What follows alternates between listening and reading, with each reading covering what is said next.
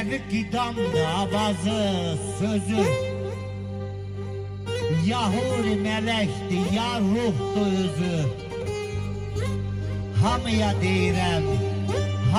deyirəm, şair qızı, ölürəm sevilin səsindən ötürü. Sağ ol. Səsdə birincidir, deyil axırlıq.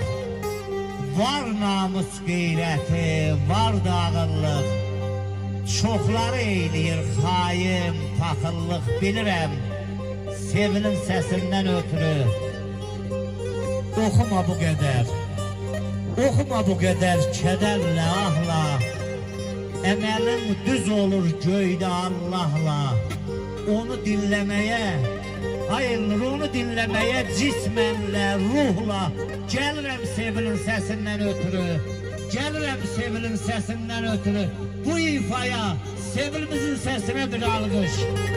Sağ ol ay Zahir, Allah sana ömür boyu güc versin, sen yazasan, çok şeyler yazar. Var olun, layık olana yazdılar.